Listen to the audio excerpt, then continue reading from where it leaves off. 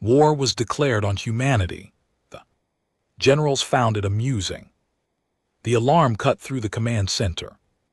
Like a blade, sharp and impossible to ignore, I spilled my coffee across the tactical display, watching the dark liquid pool over star charts that suddenly meant everything. My name is Commander Marcus Holloway, and until that moment I had believed Tuesday mornings were boring.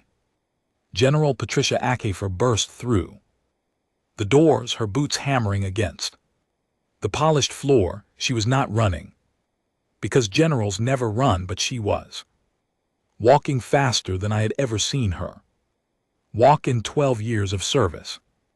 Behind her came Admiral Daniel Pierce, his silver hair slightly messy, holding a data tablet like it might explode in his hands. "Put it on the main screen," Ackhafer ordered. Her voice was calm, too calm. The kind of calm that made junior officers check their weapons and senior officers check their exit routes. I did as commanded. The screen filled with an image that none of us had seen before, though we had been preparing for something like it for years. A creature with 4 eyes arranged in a diamond pattern stared at us through the transmission. Its skin was the color of deep ocean water, and crystalline growths covered its shoulders like ceremonial armor. Behind it I could see the command deck of a warship unlike anything humanity had ever built. "People of the Sol system," the creature began, its voice translated into perfect English by our systems. "I am Lord Commander Vexthal of the Vharn Imperium. I speak for 200 conquered worlds and 10,000 years of unbroken victory." I glanced at General Ackhafer. She raised an eyebrow. Admiral Pierce set down his tablet and crossed his arms. "Your species has been deemed a threat to galactic stability," the Vharn commander continued. "Your rapid expansion, your aggressive nature, and your refusal to join any established galactic order has forced our hand. The Imperium formally declares a state of war against the species known as humans." The junior officer to my left, a young lieutenant named Emma Brighton, made a small sound. It was not a sound of fear. It was a sound I recognized because I had made similar sounds myself. It was the sound of someone trying very hard not to laugh.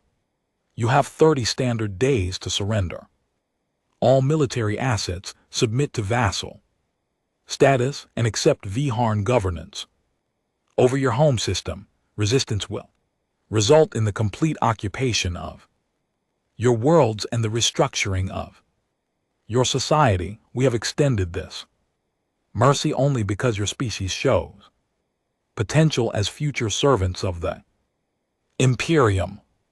The screen went dark.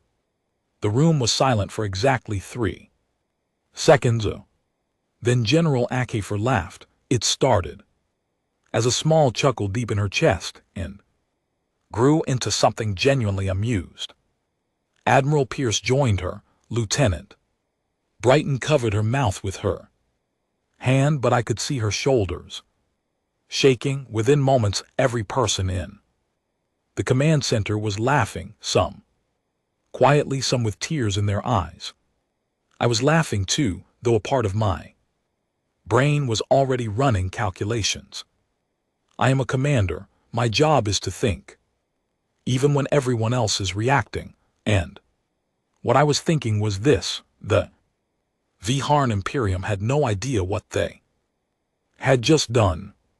"Holloway," General Ackhafer said, wiping her eyes. "Pull up the Vharn intelligence file." I tapped my console. The file opened, and I read the summary aloud for the room. The Vharn Imperium had indeed conquered 200 worlds. What the summary also showed, buried in the technical Detail was that 197 of those worlds had been pre-industrial civilizations. 2 had been early spaceflight cultures that surrendered on first sight of the Viharn fleet. 1 had resisted, and the Viharn had spent 60 years subduing them before declaring victory. The Viharn had not fought a real war against a real opponent with real weapons in over 4,000 years. 4,000 years, Admiral Pierce said, slowly as if tasting the words. Do you know what humanity was doing 4,000 years ago, Holloway? Building pyramids, sir, I answered. And do you know what we have been doing since then? Fighting snorts, sir, mostly each other. Exactly. The Admiral turned to General HFY. Patricia, I want every veteran officer on a shuttle to this command center within 6 hours. I want the reserve fleet warmed up. I want every person who has ever fought in any war we have ever had to come out of retirement. And I want them in uniform by the end of the week.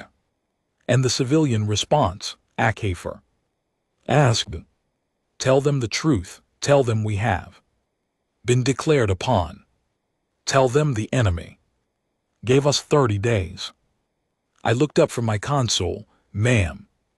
With respect, the civilian response to that kind of announcement could be dangerous. People could panic. General HFY looked at me with something like fondness. Commander, you are young. You have not seen humanity at war the way some of us have. Trust me when I tell you that the civilian response will not be panic. She was right. The announcement went out 4 hours later. I watched it from my desk along with every other human in the Sol system. General spoke plainly. She described the Viharn threat, the 30-day deadline, and the government's position, which was that humanity would not surrender under any circumstances. The response was immediate. Recruitment. Offices reported lines stretching around city blocks within 20 minutes. Veteran associations across every nation on Earth and every colony in the system began organizing reserves. Engineering firms offered their services without charge. Universities opened their laboratories to the defense effort. Within 6 hours, over 40 million people had volunteered for military service. And then came the memes. I know that sounds strange in the middle of a war declaration, but humans are strange creatures, and I have come to believe that humor is one of our most dangerous weapons. Within a single day, the entire human information network was flooded with jokes, cartoons, and short videos mocking the Viharn. One cartoon showed a Viharn warrior in full battle armor being chased by a human holding a mop. Another showed the Viharn commander's face edited onto the body of a small, confused dog. The Viharn, monitoring our communications, sent a follow-up transmission within 48 hours. Lord Commander Vexthal appeared again, this time looking somewhat less confident than before. Humans of Sol, he began, we have observed your response to our declaration. We believe you have not fully understood the situation. Allow me to clarify the military capability of the Viharn Imperium. He spent the next 20 minutes describing Viharn warships, Viharn soldiers, and Viharn weapons. He described fleets that could darken planetary skies. He described warriors bred across 100 generations for combat. He described energy weapons capable of cracking planetary crusts. General HFY watched the whole transmission with her hands folded neatly in her lap. When it ended, she Turned to Admiral Pierce. Daniel, what do you think? I think they are trying to scare us. Patricia. Yes, I think so too. Holloway draft. Our response. I sat down at my console. I thought carefully about what to write. Eventually, I typed 3 simple sentences and read them aloud to the room. We received your message. We will see you in 30 days. Bring more ships. General Akefer smiled. Send it. I sent it. That night I went home to my small apartment on the Luna colony. I sat on my couch and stared at the earth through my window, rising slowly over the lunar horizon. My niece Katie called me. She was 17, and she had just signed up for the Marines. Her mother, my sister, was furious with me for not talking her out of it. I had not even known about it. I want to help Uncle Marcus, Katie said through the screen. Everyone wants to help. The whole school is talking about it. We are not scared. I know, I said. I know you are not. After we ended the call, I sat in the dark for a long time. I thought about the Viharn commander's face, confident and certain, declaring war on a species he did not understand. I thought about the 4,000 years since we had built the pyramids. I thought about how much of that time we had spent fighting, losing, getting back up and fighting again. I thought about the generals laughing in the command center. And for the first time since the transmission had arrived, I felt something that surprised me, not fear, not even excitement. Pity. I felt pity for the Viharn Imperium. They had made a terrible mistake, and they did not know it yet, but they would. They had 30 days. The first thing I learned about mobilization is that humanity does not do things halfway. We either ignore problem completely, or we throw ourselves into solving it with a fury that frightens even ourselves. The Vihar Imperium had chosen the wrong time to appear in our skis because we had been quiet for almost 40 years, and quiet humans are dangerous humans. I was promoted 3 days after the declaration. General Akefer pinned the new insignia on my uniform herself, standing in her office with a window that looked out over the Luna Command complex. She did not give me a speech. She simply said, "Congratulations, Captain Holloway. Now, get to work." My new assignment took me to the Uat Cloud, the distant edge of our solar system where the shipyards had been waiting for decades. The public had been told that these facilities were decommissioned after the last major internal conflict, the Belt War of 2094. This was a lie, a necessary lie, but a lie nonetheless. Humanity never destroyed its warships. We only hid them. The shuttle journey to the shipyards took 11 days. I used the time to review files, study Vihar military doctrine, and try to sleep. Sleep did not come easily. The Vihar commander's face kept appearing in my mind, confident and certain, and I kept imagining the moment he would realize what he had done. When I arrived at the hidden shipyard, designated Facility 7, I understood why the government had kept the secret. The facility was enormous, a ring of industrial platforms surrounding central core with ships docked along every available surface. There were hundreds of them, dreadnoughts the size of small cities, cruisers bristling with weapon ports, carriers designed to launch swarms of smaller vessels, and at the very center, the largest ship I had ever seen, designated the vessel Epra. The Epra was a dreadnought from the final days of the Belt War, a ship so heavily armed that 3 separate treaties had been written specifically to ban vessels of its class. Those treaties had been signed by every major human power, and then every major human power had quietly ignored them and kept building. Admiral Pierce met me at the docking bay. He looked older than he had in the command center, but also more alive, as if the coming war had woken something in him that peace had put to sleep. "Welcome to the real fleet, Captain," he said. "Most humans do not know this exists. Let us make sure the Vihar. Somewhere, someone would try to do us harm. Paranoia, it turns out, is an excellent motivator for research."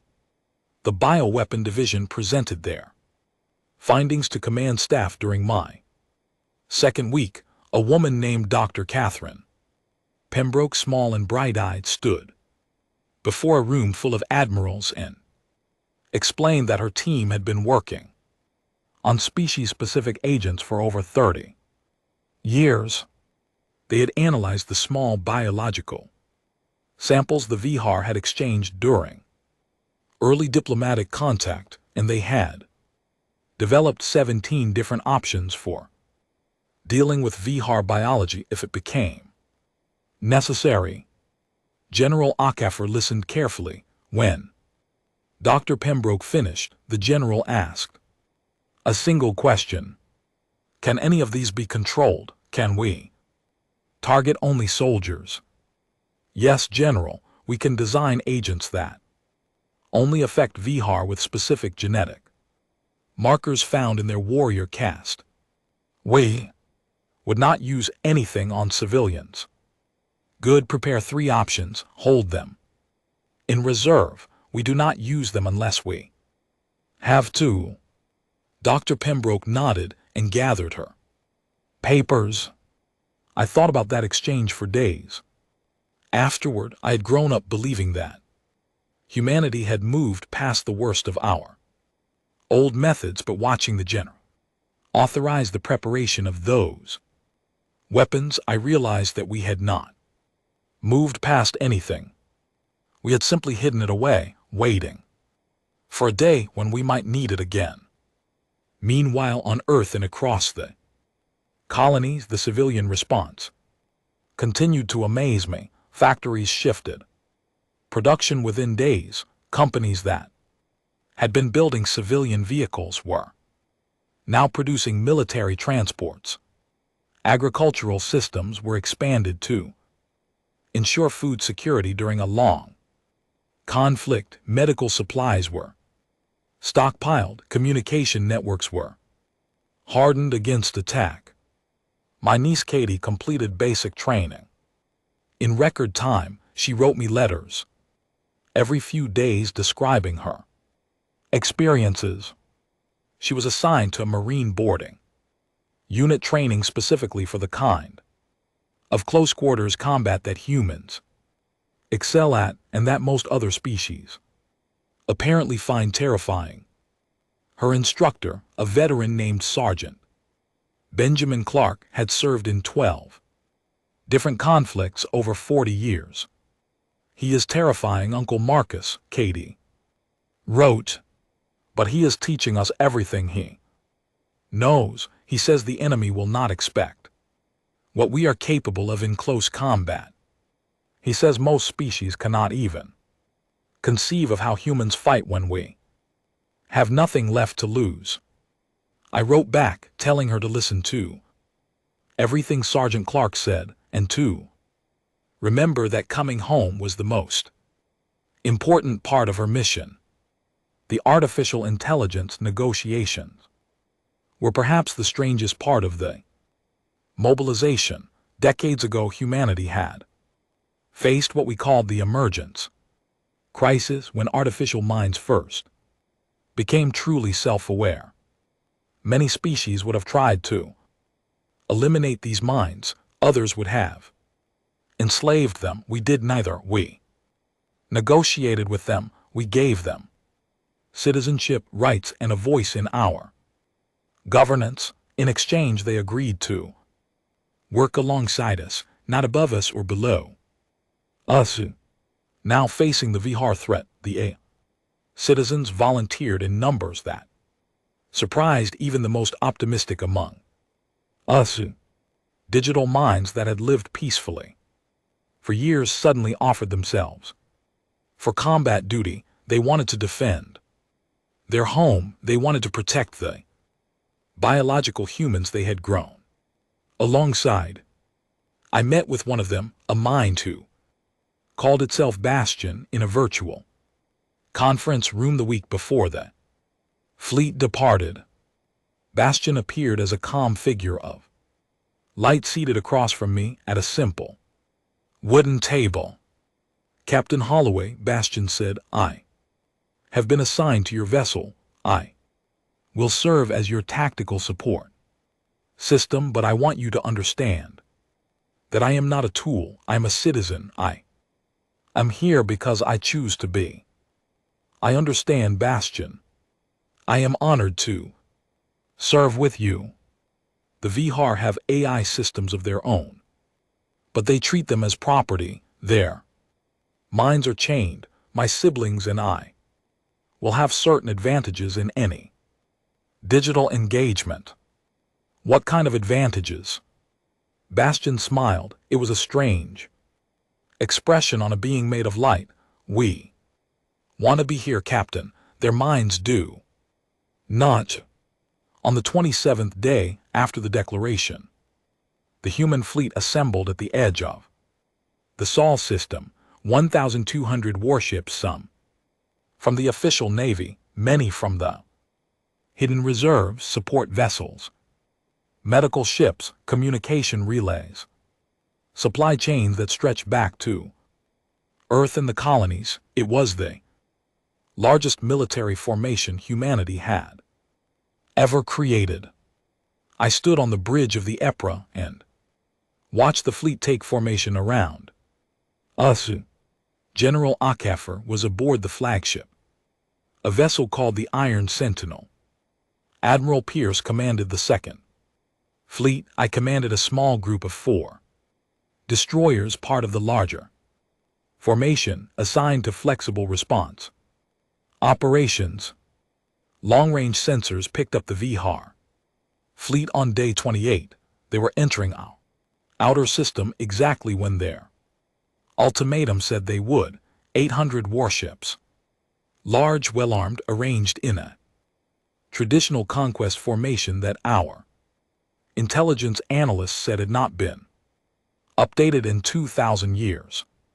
Our formation was different. We did not use traditional formations. We used something our strategists called chaos discipline, a pattern that appeared random but was actually carefully coordinated.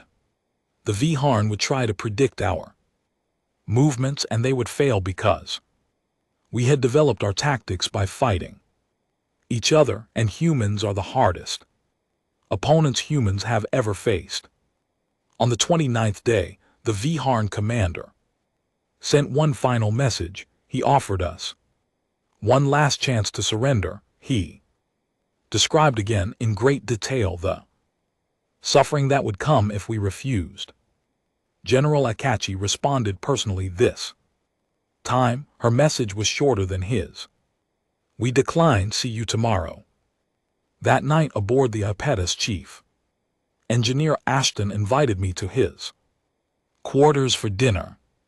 He had cooked a simple meal, pasta with a sauce his grandmother had taught him to make. We ate in comfortable silence for a while. You are nervous, Captain, he said. Eventually. Yes, I have not been in a real fight before, not like this. None of us have, not like this. The Belt War was bad, but it was a human war. This is something new. Does that change anything? Ashton thought for a long moment. Yes. And no, the enemy is different. The stakes are different, but the work is the same. You show up, you do your job. You protect the people next to you, and you trust that the people above you have made good decisions. And if they have not, he smiled a small tired smile, then we find out what humans are really made of. Captain, I slept poorly that night. I dreamed of the Viharn commander's face still confident, still certain. In my dream, he was standing on a beach and a wave was rising behind him that he could not see. The wave was enormous, vast beyond understanding, and it was about to swallow him. When I woke, it was day 30. The war was about to begin. The Viharn fleet crossed into our inner system on the morning of the 30th day. And everything changed. I was on the bridge of the Apetus when the sensors picked them up. They came in a formation so traditional it was almost beautiful, a wide arrowhead shape with their flagship at the center, flanked by heavy cruisers and surrounded by cloud of smaller escorts. It was the kind of formation you would find in an old military textbook, the kind that had worked perfectly for the Viharn for thousands of years against enemies who did not know how to respond to it. We knew how to respond to it. Admiral Pierce opened the fleet-wide communication channel. His voice was calm, steady, almost conversational. All units, this is the Admiral. The enemy has arrived on schedule, you know. Your assignments, remember your training, protect each other. We end this today. That was it. No grand speech, no rousing words about honor or glory, just a reminder of the job and a request to come home. The first move was not ours. The Viharn commander, Lord Commander Vexthal, broadcast one more demand for surrender on all frequencies. He gave us 10 minutes to comply. He described once again what would happen if we refused. We did not wait the 10 minutes. General Akach's voice came through the channel. Execute the Damocles protocol. For weeks before the Viharn arrived, we had been seeding our outer system with what looked like harmless debris. Small objects, metallic but unremarkable, scattered along every possible approach corridor. The Viharn scanners had noted their presence and dismissed them as space junk. They were not space junk. They were the simplest weapons we had. Tungsten rods, solid metal shaped into thin spikes, each one attached to a small engine and a guidance system. They had no explosives. They carried no warheads. Their weapon was physics itself. When the Damocles protocol activated, every one of those rods fired its engine at full power. They accelerated to velocities that turned them into simple, unavoidable kinetic weapons. They did not need to be aimed carefully. They did not need to hit specific targets. They just needed to be moving fast enough in the right general direction. The Viharn formation was not designed to handle weapons like this. Their shields were built to absorb energy. Attacks, exotic particle weapons, things the galaxy considered modern, a metal spike moving at a significant fraction of light speed was not modern. It was ancient. It was the kind of weapon species uses when it has nothing else. 300 Viharn ships were lost in the first 2 minutes of the engagement.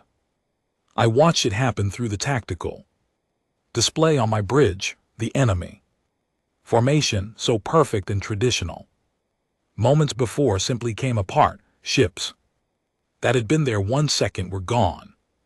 The next, the survivors scrambled to adjust, trying to figure out what was happening, trying to reestablish their formation. That was when our main fleet moved. The Apetus accelerated forward at the front of a wedge of dreadnoughts. Around us, cruisers and destroyers broke into The chaos discipline patterns we had practiced for years, the Viharn tried to engage us in the traditional way, with their heavy ships forming a line of battle and their lighter ships screening the flanks. It did not work. Our ships did not hold positions. They flowed around the enemy like water around stones, striking from angles the Viharn AI systems could not predict. Weapons Officer Claire Donovan called out targets from her station. Captain, enemy cruiser at bearing 270, rain 80,000 km. Recommend primary battery. Approved. The Apetus shuddered as her main guns fired. These were not energy weapons. They were mass drivers, enormous rail guns that accelerated solid projectiles to absurd velocities. The enemy cruiser, a beautiful crystalline ship that had probably been built centuries ago and passed down through generations of Viharn captains, ceased to exist in a single flash of kinetic impact. Next target, Captain. Donovan, pick your own targets. I trust your judgment. She smiled slightly and turned back to her console. Across the bridge bastion, my AI tactical support was doing work I could barely follow. The Viharn had AI systems of their own, but as Bastion had promised, they were different. Viharn minds were enslaved, forced to serve, chained by programming that limited their responses to approved patterns. Bastion and the other human AI citizens were free, creative, and motivated. They were winning the invisible war in the enemy computer networks before the physical war was even properly engaged. Captain, Bastion said after about 20 minutes of combat, I have compromised the navigation systems of 6 Viharn cruisers. I am feeding them incorrect positional data. They believe they are flanking our formation. They are actually flying directly into our primary firing arcs. Good work, Bastion. Captain, I should mention that this is the most exciting day of my existence. I laughed. I could not help it. Mine too, Bastion. Mine too. The battle continued for hours. The Viharn fought hard. I will give them that. They had courage and they had discipline, but courage and discipline are not enough when your entire approach to warfare has been frozen for 4,000 years. The galaxy had moved on without them. They just had not noticed. Midway through the engagement, the Viharn attempted a boarding action on one of our destroyers, the Morning Star. They sent 3 assault shuttles, each carrying a squad of elite Viharn warriors. These were the pride of the Imperium, genetically optimized for combat, trained from birth for close quarters fighting. They had no idea what human Marines are like. My niece Katie was on the Morning Star. I learned this only later from her letters and from the incident reports. The Viharn warriors breached the hull and entered the corridors, expecting to find soft, frightened enemies. They found instead Sergeant Benjamin Clark and his Marines, including a 17-year-old private named Katie Holloway. The details of that engagement were classified for years afterward. What I can say is this: every Viharn warrior who boarded the Morning Star was defeated. Not a single human Marine was lost. The battle lasted 40 minutes and by the end of it, the 3 Viharn assault shuttles were under human control and being used to return the battle to the enemy flagship. Katie wrote me a letter the next week. She described what happened in simple terms. Sergeant Clark was right, Uncle Marcus. They did not know how to fight us. They were strong and fast, but they had never faced anyone who really wanted to win. We wanted to win more. The Vihar command realized slowly that the battle was not going according to their plans. Their beautiful formation was in pieces. Their flanking maneuvers were being predicted and countered. Their boarding actions were failing. Their energy weapons designed to punch through shields were being avoided entirely by our ships, which moved in patterns the Vihar computers could not match.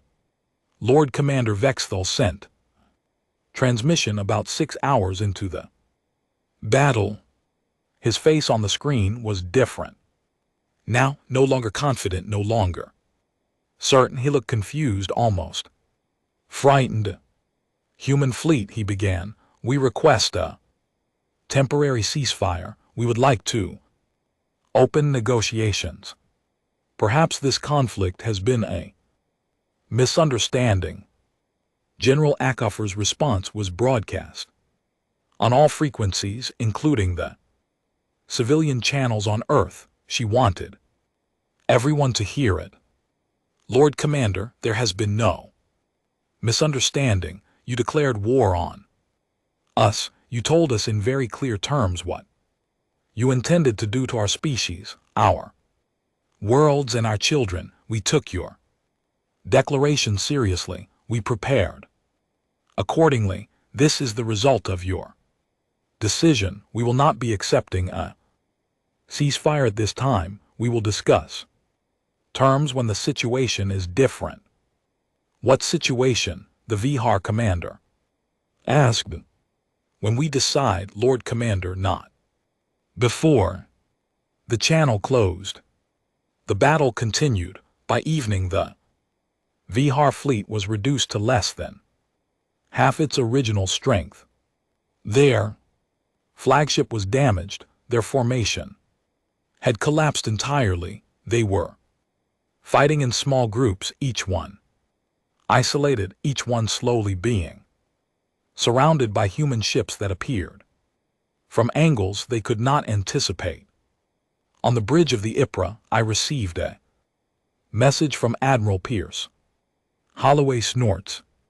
Take your destroyer group and pursue the enemy right flank. They are attempting to withdraw. Do not let them establish a rally point. Yes, sir. I took command of my 4 destroyers and moved them into position. The Vihar withdrawal was disorganized, chaotic, nothing like the careful formation they had arrived in. We caught them as they tried to regroup behind a small asteroid cluster, and we convinced them very quickly that regrouping was not going to be possible. By the end of the day, the Vihar fleet was in full retreat. What remained of it, about 200 ships out of the 800 that had arrived that morning, were fleeing back toward the system boundary. General Acoffer ordered us to pursue, but not to engage unless the enemy turned to fight. I want them to run, she said over the command channel. I want them to run all the way home. I want every species in the galaxy to see them running. The message we are sending is not just for the Vihar. I understood what she meant. The galaxy had been watching. Other species, other powers had wanted to know what humans were capable of. Now they knew, and they would remember. That night after the battle, I stood on the observation deck of the Ypres and looked out at the field of debris and retreating enemy ships. Chief Engineer Ashton joined me. He handed me a cup of coffee, hot and strong, and we stood in silence for a while. How many of hours did we lose? I asked. 43 ships, about 8,000 people. It could have been much worse. It could have been much better. Yes, but they declared war on us. Captain, this is what happens. We did not choose this. I nodded. He was right, but I was still thinking about those 8,000 people. 8,000 Humans who would not be going home. 8,000 families who would get the worst kind of letter in the coming weeks. The war is not over, is it? I asked. No, Captain, I do not think it is. The Vihar will regroup. They will try. Again, they have an entire empire behind them. Perhaps, or perhaps the generals have other ideas. Perhaps we are not going to wait for them to try again. I looked at him. What do you think the generals will decide? Ashton sipped his coffee and watched the retreating Vihar ships disappear into the darkness. Captain, I have known General Acoffer for 30 years. I have known Admiral Pierce for longer. I will tell you what I think they will decide. He turned to face me.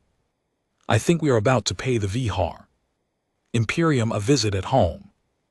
The decision came 3 days after the battle during a command conference aboard the Iron Sentinel. I attended as a junior officer, seated at the far end of the long table, watching the senior staff debate the next phase of the war. General Acoffer presided. Admiral Pierce sat at her right hand. Around the table were commanders, strategists, diplomats, and intelligence officers from every branch of the unified human defense forces. The question was simple, though the answer was not, what do we do now? General Acoffer opened the discussion. The Vihar fleet has retreated. Our intelligence indicates they will not be returning to this system in the near future. They have lost too many ships.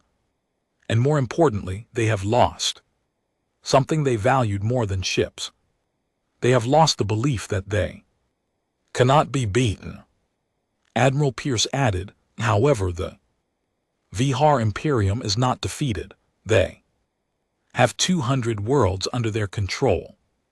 They have shipyards across their territory. They have reserves we have not yet seen. If we simply declare victory and return to peaceful activities, they will rebuild. They will come back, perhaps in 5 years, perhaps in 50, but they will come back. A diplomat named Ambassador Helena Wickham spoke next. The other galactic powers are watching closely. Several have already contacted us, offering congratulations and expressing interest in formal diplomatic relations, but they are also waiting to see what we do next. If we only defend and do not respond, we may appear weak. If we respond too harshly, we may appear as a threat to the galaxy itself. What is your recommendation, Ambassador? General Acoffer asked. A proportional response, General. Punitive strikes against Vihar military infrastructure, liberation operations on occupied worlds. Clear signals that we do not seek conquest only. Accountability for the declaration of war and freedom for the species the Vihar have subjugated. General Acoffer nodded slowly. She turned to Admiral Pierce. Daniel, I agree with the ambassador in principle. The question is execution. We need a commander for this operation. Someone who can lead a fleet into Vihar space, carry out the mission objectives, and bring our people home. Someone who understands both military necessity and diplomatic consequences.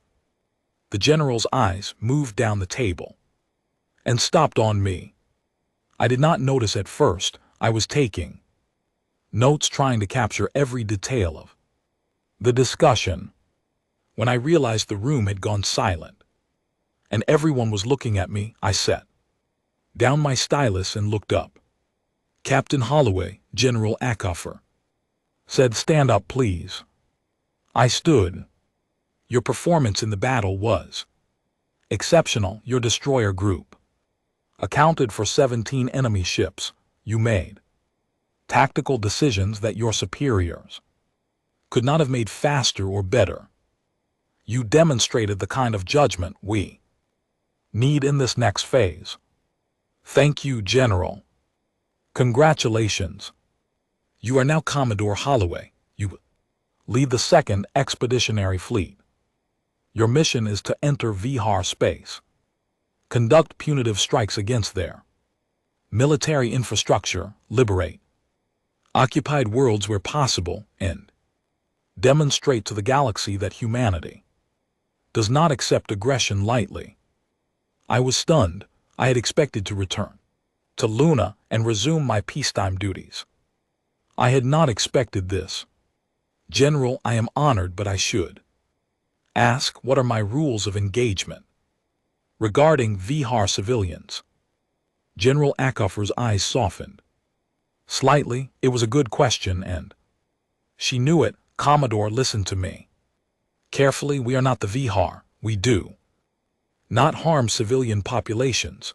We do not bombard cities. We do not take revenge on people who had no voice in declaring war on us. You will target military assets only. You will accept surrender whenever it is offered. You will treat prisoners according to our standard protocols. Is that clear? Yes, General, perfectly clear. Good. Your fleet will consist of 300 warships, support vessels, and a dedicated Marine Corps for ground operations. You will depart in 2 weeks. You will return when the mission is complete. And so 2 weeks later I stood on the bridge of the Ypres, now designated my flagship, and watched the 2nd Expeditionary Fleet assemble around us. 300 ships, tens of thousands of crew members, and a mission unlike anything humanity had ever attempted. We were going to invade the journey to Vihar space took nearly a month. During that time I met with my staff every day, reviewed intelligence, studied maps, and tried to prepare for every possible situation. My executive officer was Captain Margaret Holloway, no relation to me, despite the shared last name. She was a veteran of the Belt War, a precise and thoughtful officer who had been recommended by Admiral Pierce personally. You are worried, Commodore, she said to me one evening in my ready room. Yes, I am. We are going into enemy territory with limited intelligence, fighting a species we barely understand, and we have been given a mission that could easily become something much worse if we are not careful. What specifically worries you? I thought for a moment. The line between punishment and cruelty, the line between liberation and occupation, the line between being strong and being feared. I worry about crossing those lines without noticing. Margaret Holloway nodded. Those are the right things to worry about, Commodore. An officer who worried about nothing would be dangerous. An officer who worried about everything would be paralyzed. You worry about the correct things. Thank you, Captain. We arrived at the first target system on day 30 of the journey. It was a Vihar border world called Kreshta, a planet the Vihar had conquered almost 600 years ago. The native population, also called the Kreshta, were a gentle species of reptilian beings who had lived under Vihar rule for so long that they had nearly forgotten what freedom felt like. Our intelligence said the Vihar military garrison on Kreshta was small, about 12,000 soldiers, supported by a dozen warships in orbit. The ships were older models, nothing like the fleet we had defeated at Saul. They were not expecting us. The Vihar High Command was still trying to reorganize after their defeat, and word of our departure had not yet reached this far. We engaged the orbital defenses first. The battle lasted less than 2 hours. The Vihar ships fought bravely, but they were outnumbered and outclassed when their last cruiser signaled surrender. We accepted immediately, and my Marines prepared for the ground operation. I went down to the surface personally. Margaret Holloway argued against it, saying a fleet commodore should not risk himself planet-side, but I wanted to see this with my own eyes. I wanted to meet the species we were liberating. The surrendered almost immediately after we landed. Their commander, a veteran named General Thravok, was a different kind of Vihar than I had expected. He was older, tired, and apparently had been questioning Imperium policies for years. When I arrived at his headquarters, he stood up from his chair, removed his weapon, and placed it on the table. "Commodore Holloway," he said in accented but clear English, "I surrender this world and my forces to you. I request that you treat my soldiers with dignity and that the Kreshta people will not be harmed in the process of our withdrawal. Your request is granted, General. Your soldiers will be treated according to our protocols. The Kreshta will have their world back. That is why we are here." "May I ask a question, Commodore?" "You may." "Why are you doing this? You could have continued the war. You could have driven us back to our home system. Why come here? Why liberate these people? What do you gain?" I thought about the question for a long moment.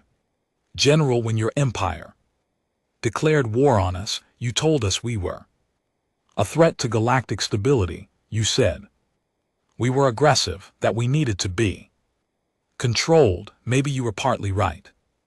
Maybe we are aggressive, but we are also something else. We remember what it is like to be oppressed. Most of our history is stories of people trying to free themselves from tyrants. We cannot look at these 600 years of Kreshta suffering and simply walk away."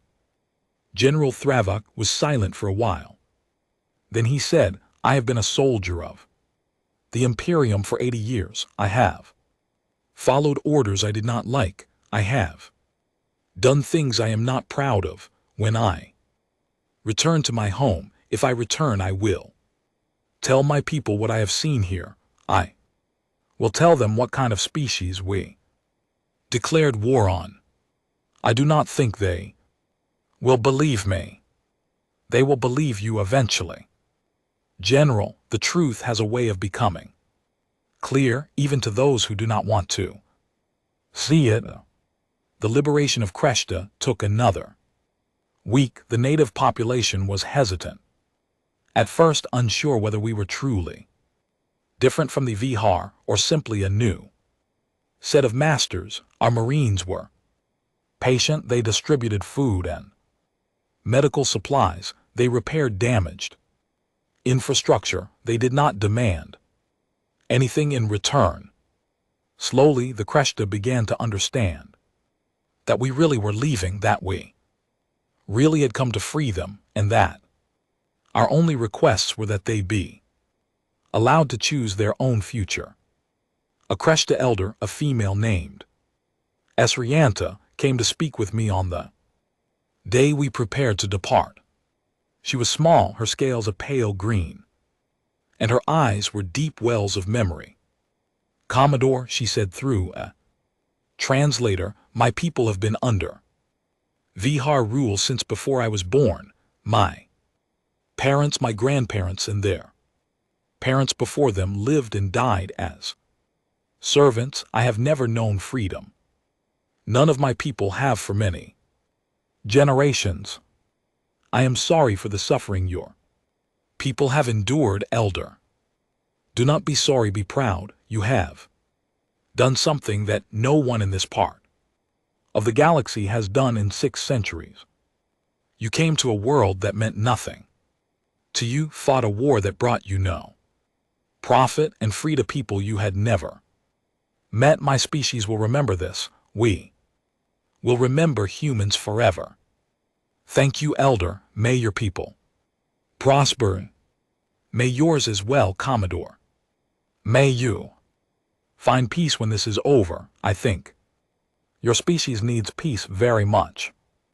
Her words stayed with me for a long time. Over the next several months, we liberated 11 more worlds. Each one was different. Each one had its own challenges. Some species welcomed us with open arms. Others were suspicious and needed convincing. In one case, on a world called Illuven, the native population had been so changed by Vihar rule that they did not want to be liberated at all. We left them alone as their right and simply removed the Vihar military presence. The Vihar Imperium was collapsing, not because we were systematically destroying it, but because we were showing the conquered species that another way was possible. Rebellions broke out on worlds we had not even reached yet. Client species renounced their loyalty. The Imperium supply lines, which depended on the labor of subject populations, began to fail. 9 months into the campaign, I received a communication from General Akafor. The Vihar High Command had been overthrown by their own people. Lord Commander Vexther was under arrest, awaiting trial for the decision to declare war on humanity. A new Vihar government, dominated by reformists, had sent an urgent request for peace negotiations. Commodore General Akafor said through the long-range communication system, "Bring your fleet to Vihar Prime, but do not engage. Hold position in orbit and await the arrival of the diplomatic delegation. This war is ending and I want you present for the conclusion." Yes, General. We will proceed to Vihar Prime immediately. Commodore. Yes, General. You have done excellent work. Your mission has been exactly what we needed. When you return home, there will be celebrations in your honor. With respect, General, I did not do this for celebrations. I know, Commodore, that is exactly why. You were the right person for the mission. The channel closed. I sat in my ready room for a long time, thinking about everything that had happened. 10 months ago, I had been spilling coffee on a tactical display, watching a Vihar commander declare war on humanity, and thinking it was funny. Now I was approaching the enemy's home world at the head of a victorious fleet, preparing to witness the end of a war that had changed the galaxy. I thought about Katie, my niece, who had become a decorated Marine and had earned commendations for her actions during the original battle and in several subsequent operations. I thought about Sergeant Clark, who had taught her how to fight. I thought about Chief Engineer Ashton, who had cooked me pasta the night before the war began. I thought about Bastion, my AI tactical support, who had been promoted to a senior advisory role for the entire expeditionary fleet. I thought about General Thravok, the Vihar commander who had surrendered his garrison and now served as an advisor to our forces on Vihar culture and psychology. I thought about all the people, human and otherwise, whose lives had been shaped by the decision of one arrogant Lord Commander to declare war on humanity. And I thought about what came next. The Vihar Prime system came into view on a quiet morning, the kind of morning that felt wrong for something so important. I had imagined this moment for months, preparing speeches, planning protocols, considering every possible outcome, but when we finally arrived, it was simply a morning and a planet and a fleet of ships in orbit. The strangeness of historical moments, I realized, is that they often feel ordinary while they are happening. The Vihar new government had sent representatives to meet us. They came aboard the Apetus in a small diplomatic shuttle. 5 Vihar officials, led by a senior diplomat named Ambassador Catherine. She was younger than I expected, perhaps the equivalent of a human in her early 40s, with bright, intelligent eyes and a calm manner that suggested she had been chosen carefully. "Commodore Holloway," she said in excellent English, "on behalf of the reformed government of the Vihar, I extend formal apologies for the actions of the previous regime. We seek peace, we seek to rebuild, we ask for your guidance on how to proceed."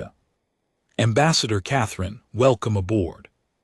Our peace delegation will arrive in 2 days. Until then, my ships will remain in orbit and we will exchange information about the current situation. We are not here to harm your people. We are here to end this war properly. Thank you, Commodore. We will cooperate fully. 2 days later, General Akachi arrived with the main diplomatic delegation. Aboard the Iron Sentinel, Ambassador Helena Wickham came with her. Admiral Pierce joined us from his own flagship. Several other senior figures from the human government arrived as well. We assembled on the Iron Sentinel for the formal peace negotiations, while the Vihar delegation came aboard with their own representatives, including General Thravok, who had been promoted in the new government and now served as their military advisor. The negotiations took 3 weeks. I will not describe every detail because most of it was diplomatic procedure and careful language about treaties and boundaries. What I will describe is the moment that mattered most, the moment when the new Vihar leadership asked the question that had been hanging in the air from the beginning. It was the 2nd week of negotiations. Ambassador Catherine sat across from General Akachi in the main conference room. She had been listening to our terms for days. They were surprisingly lenient: disarmament of offensive military capabilities, reparations to liberated species paid over several decades, recognition of the independence of all worlds we had freed, formal apologies to those worlds, no human occupation of Vihar territory, no human governance imposed on Vihar society, no punitive dismemberment of their civilization, nothing like what the old Vihar Imperium had done to others when they had conquered. General Akachi, Ambassador Catherine said carefully, "I must ask a question. We declared war on you. We threatened your worlds. Our previous leadership spoke of conquering you and making your species into servants, yet your terms are merciful. You could destroy us. You could occupy our home world. You could make us pay in ways that would our civilization for centuries. Why are you choosing mercy?" General Akachi smiled. It was the same small smile she had worn on the day the original declaration had arrived. "Ambassador, may I tell you a story?" "Please." 4,000 years ago, my species was just beginning to build our first cities. We had no empire. We had no great fleets. We had small tribes and villages and simple tools. Since then we have spent every generation fighting. Not you, not other species, ourselves. We have fought each other over land, over water, over Beliefs over resources, over ideas, over grudges that no one remembers. We have conquered each other. We have liberated each other. We have made every mistake that can be made in war, and we have made every good decision that can be made in peace. We know what happens when a victor is cruel. We know what happens when a victor is merciful. We have lived both many times, and you have concluded.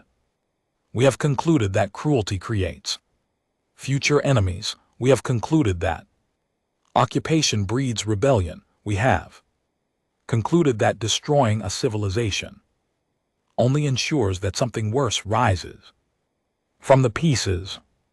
We have concluded that the best way to truly defeat an enemy is to help them become someone you do not need to fight.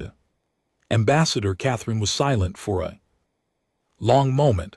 That is a wise conclusion, General. It was not easy to reach. We paid for this wisdom with more suffering than you can imagine. Most of our history is a catalog of errors, but we have learned, and we are offering you the benefit of that learning, not because you deserve it, not yet, but because we want to see what kind of species you become when given the chance to choose differently. And if we choose poorly, General Akach's smile vanished. Then we will return, Ambassador, and the next time we will not be as merciful. The galaxy is watching. Choose wisely. The treaty was signed the following week.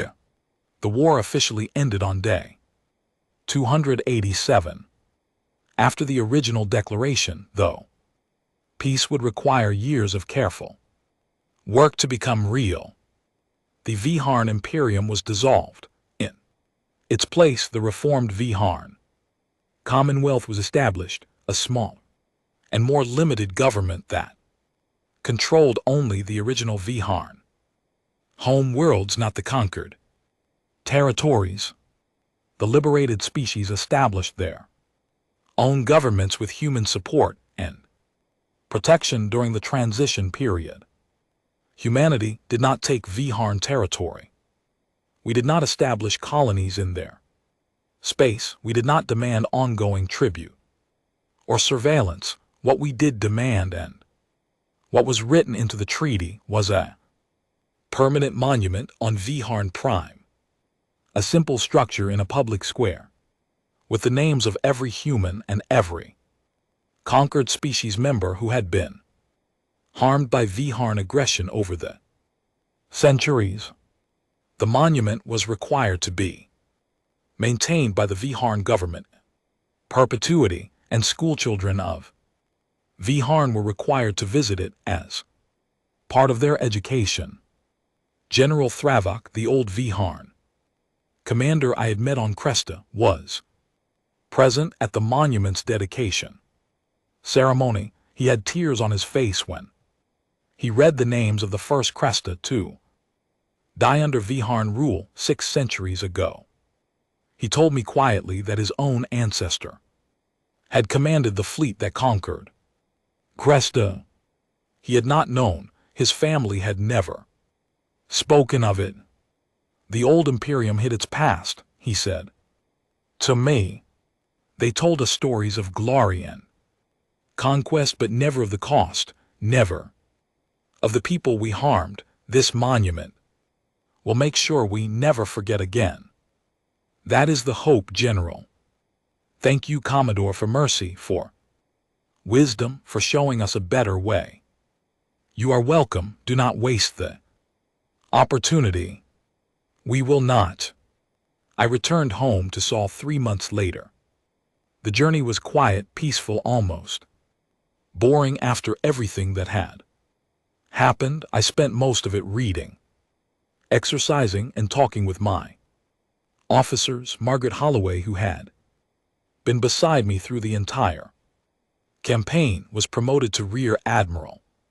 Upon our return, Bastian was elected to a senior position in the AI Citizens Council. Chief Engineer Harold Ashton retired for the second time, swearing this time he meant it, though I suspected he would find himself back in uniform if he was ever needed. My niece Katie met me at the docking bay. On Luna, she was taller than I remembered, though it had only been a year. She wore her Marine uniform with easy familiarity. She hugged me tightly and then stepped back and saluted. "Welcome home, Commodore." "Welcome home, Sergeant." "Yes, I heard about your promotion." "It was nothing, Uncle Marcus." "It was not nothing. Your mother will be proud eventually after she finishes being angry." Katie laughed. It was a good sound, a sound I had been looking forward to hearing again for a long time.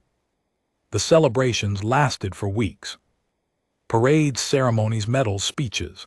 I attended what I had to and avoided what I could. I am not comfortable with that kind of attention. I would rather have quiet dinners with my family and my closest colleagues than stand on stages and be praised. 2 years after the war ended, I was promoted to admiral. A year after that, I was appointed to command of the Luna Academy, the training facility where future officers would learn their craft. I accepted the position because I wanted to pass on what I had learned and because I thought I was done with combat commands. I was correct about the first reason. I was not yet sure about the second.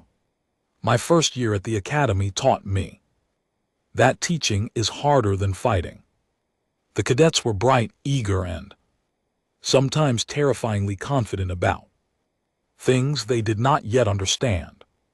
I tried to teach them what I could: tactics, strategy, the history of human conflict, but most importantly, I tried to teach them something that General Ackerfer had taught me, something I only truly understood after the Viharn War.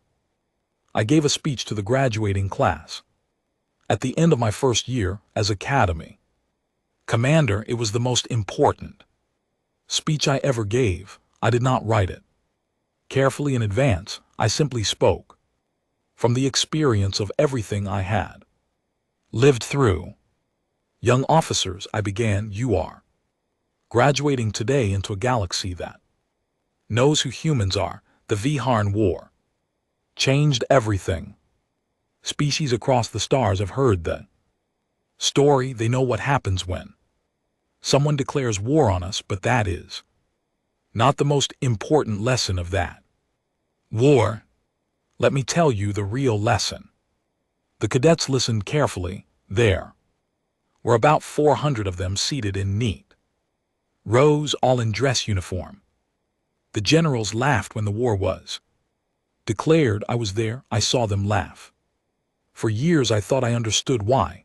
I thought they laughed because they knew the Viharn were weak and we were strong. I thought they laughed because they were confident of victory. I was wrong about that. I only understood later, after the war was over, what they were really laughing at. I paused. The room was silent. They were laughing at the tragedy of it. They were laughing because they knew what they were about to unleash. They were laughing because they felt something like pity for the Viharn who had made a terrible mistake and did not yet know it.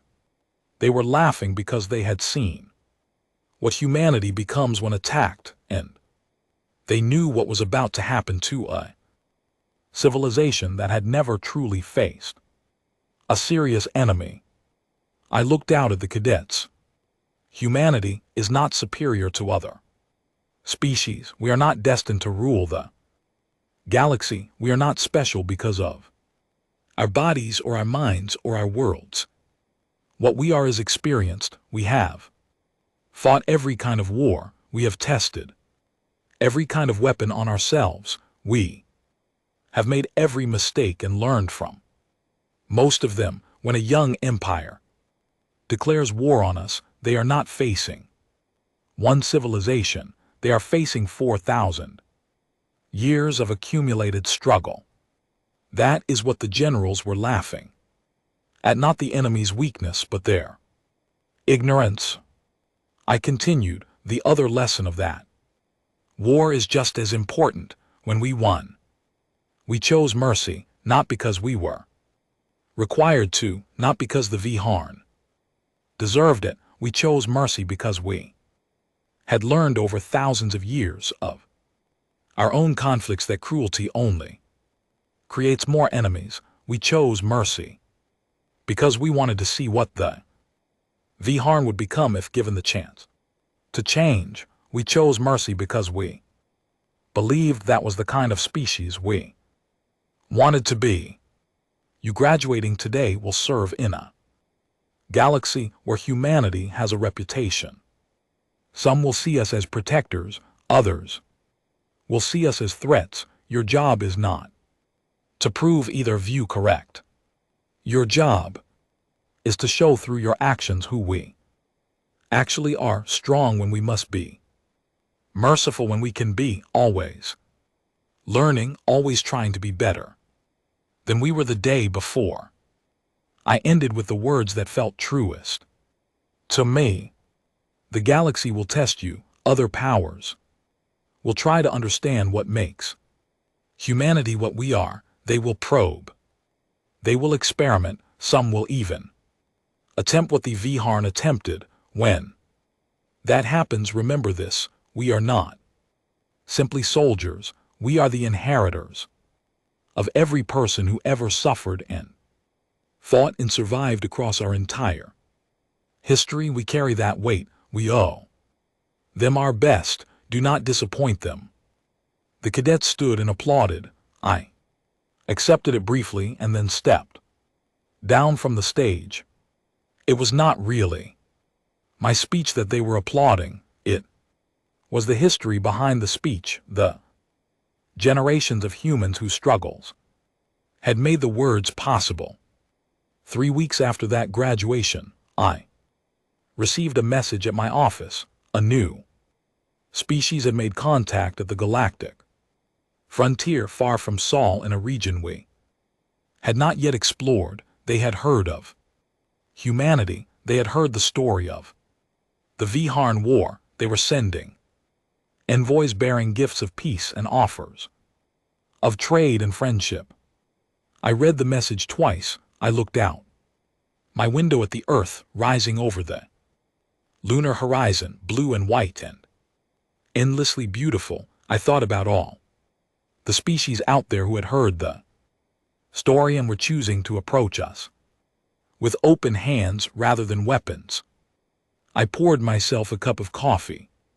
It was still burnt because some traditions never change, and I still made my coffee the way I had when I was a young commander, spilling it across tactical displays on ordinary Tuesday mornings. I stood up from my desk. I straightened my uniform. I went to greet the new envoys, to welcome them, to find out what kind of species they were and what kind of future we might build together. The war had been declared on humanity long ago now, and the generals had found it amusing. They had laughed because they knew what was coming. They had been right to laugh, but not for the reasons anyone, including the Viharn, had understood at the time. They had laughed because they had faith. Faith in humanity, faith in what we had learned, faith in what we had become after all those years of fighting ourselves. And that faith in the end had been the most powerful weapon of all. The galaxy was watching, the galaxy was waiting, and humanity, shaped by thousands of years of our own struggles, was ready to show them who we really were. Not conquerors, not tyrants, not gods. Just humans, experienced, cautious, merciful when we could be, terrible when we had to be, and always, always ready to extend a hand in peace to those who came in peace, and to remember very clearly what happened to those who came with anything else. The end.